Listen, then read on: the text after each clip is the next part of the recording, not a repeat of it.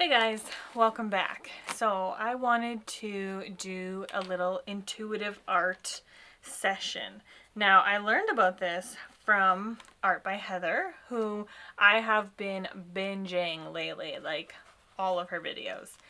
And one thing that she does is intuitive art, which essentially, like, you definitely have to go to her channel to look at her videos, but she kind of just does some scribbles and it looks like maybe she's going to make an abstract piece, but then she starts finding images or scenes within the scribbles and then moves into that direction. And by the end of the video, she's got this really cool page of something she would have never otherwise created. So after I watched a few of her videos, I did end up trying this for the first time here.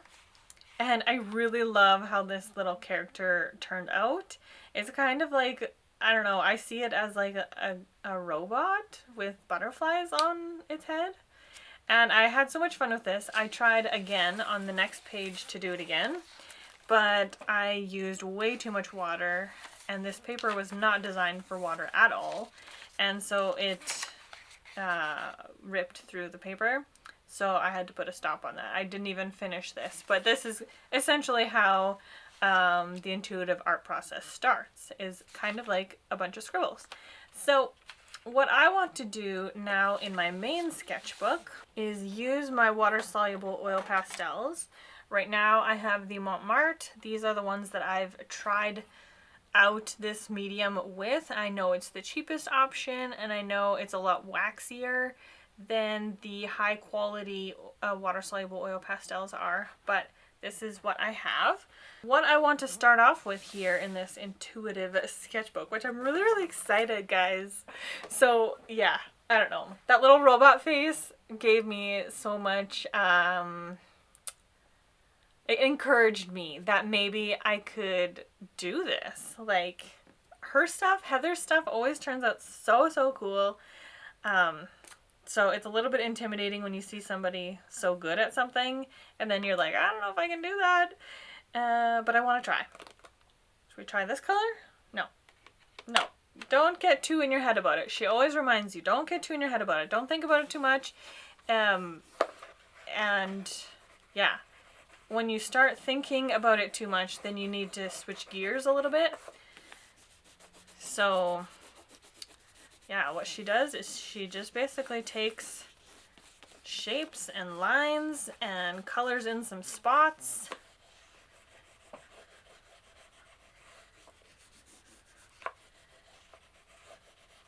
Kind of like so, and then she'll switch up the color. So what is a good color with this? I don't know. Don't think about it too much. We're going really crazy, and we're going to go with a dark green.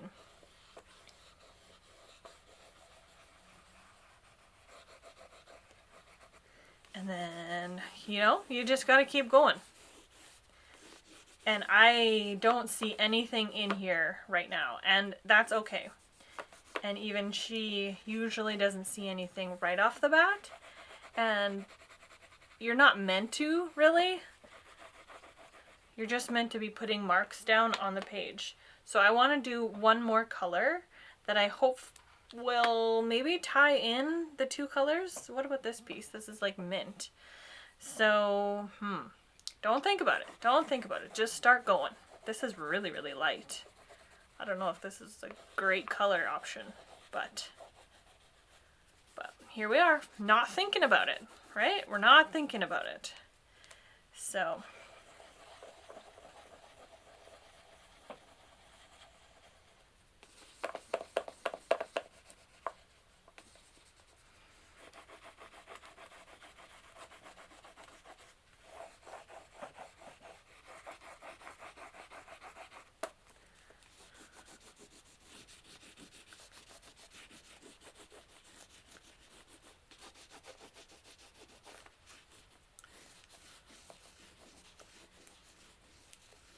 okay, what do we think about this? So then her next, make sure I clean off my brush. Her next step will be to use water on all of this. I'm gonna go on the light areas first, just because I don't really want to have to clean my brush in between. I think I want to use this color, mauve. I think I'm going to use mauve because I think it might play well with the blue and the green. But I also think I've got too much little things going on that I can't really see a full cohesive piece. So why don't we see if we can fix that? Let's maybe complete this circle.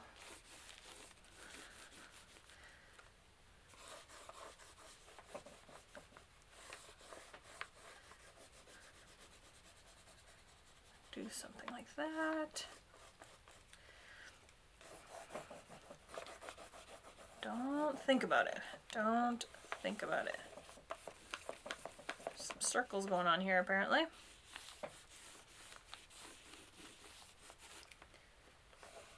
Okay. That's plenty. We'll go over it with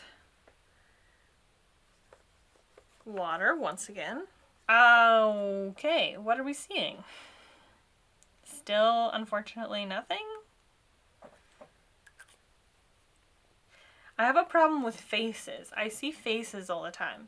So like right now, if we flip it, I won't flip it for you right now because it won't work in my viewfinder, but if you flip it and look at it on its side, it kind of looks like eyes and like a nose and then a mouth, top of the head, you know?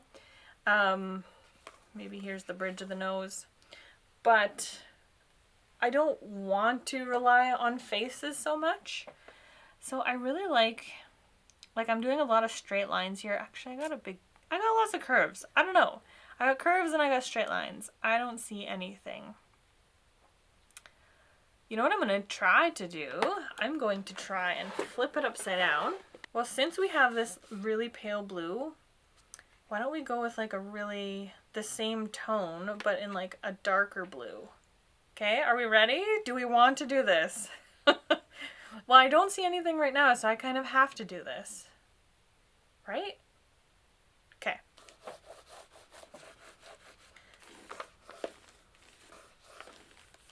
Oh, that's different. All right.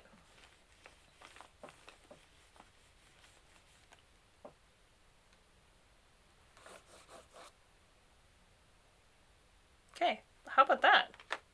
What do we think of those marks? That definitely added something to it.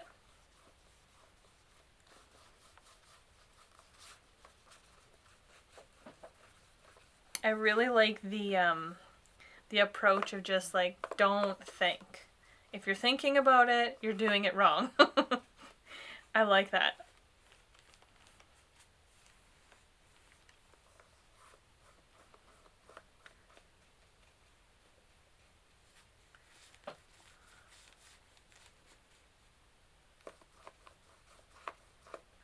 Okay, I think I might be seeing something here. It is kind of a face, but we'll see. We'll see what happens.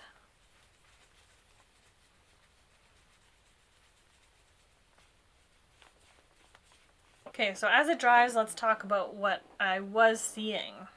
The first thing I was seeing was these are eyes. I think that's pretty clear because they're two circles beside each other. And this is the mouth, and it's a frog. And maybe this is his arm. I don't know what he's doing with it. Maybe this is like a tulip.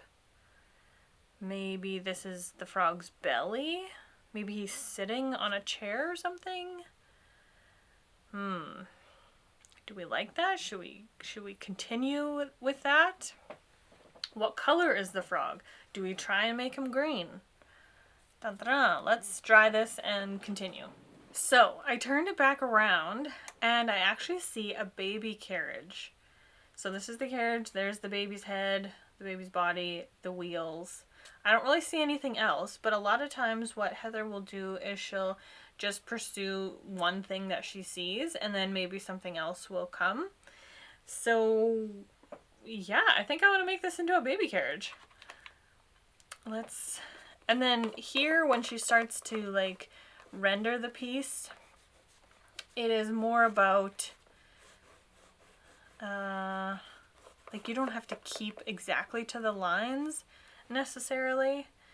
And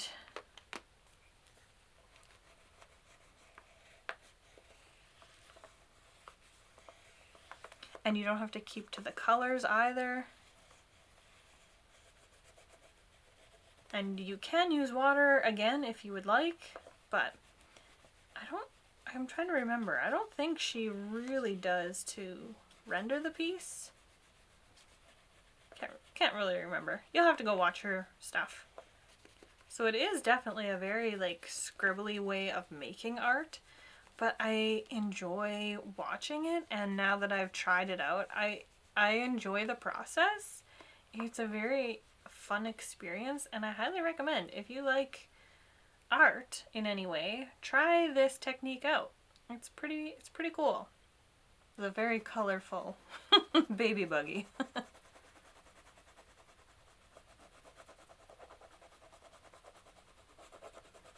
I would also like to try some oil pastel techniques with crayons, because they are a similar medium, but they're just a lot more accessible and affordable for other people. So it would be really fun to test that out. Test out the techniques and stuff with just regular crayons. Okay, we got our buggy part. I don't really know what this back piece is, but this is definitely the handle.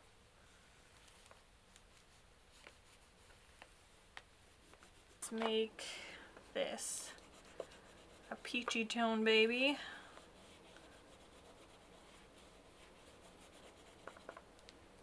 And is this like a little bonnet or something, or is that the hair? If it's a bonnet, shouldn't it go with the swaddle? But if it's hair, shouldn't it be like a natural hair color? Okay, is it coming together? Do you see a baby in a baby carriage? Unfortunately, I haven't really seen anything else pop out at me. So, based on the colors we've done in this piece, I might go ahead and like do a few more scribbles in this brown color. And then, oh yeah, I should make the inside of these brown.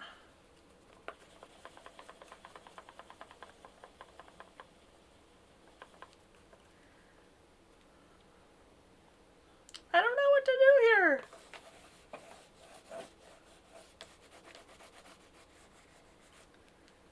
Okay, water pen.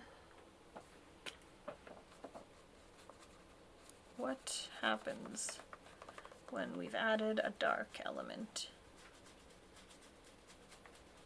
Don't think about it.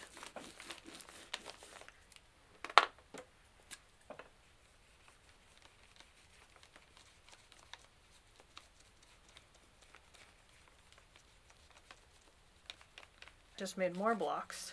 I was trying to distract myself from the blocks, and now we just made more. I was hoping to have something come here that was like pushing the baby carriage, but this isn't. This is like a stoplight. Is the baby carriage sitting at a stoplight?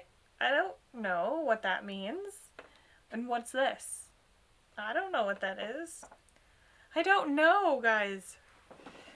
Make it make sense. Well, should I do a thing and outline this baby carriage? We're doing it. I guess we're doing it. Well, I think we're gonna call it and say this is as good as this piece is gonna get, because I can't see anything else. Okay, happy accidents.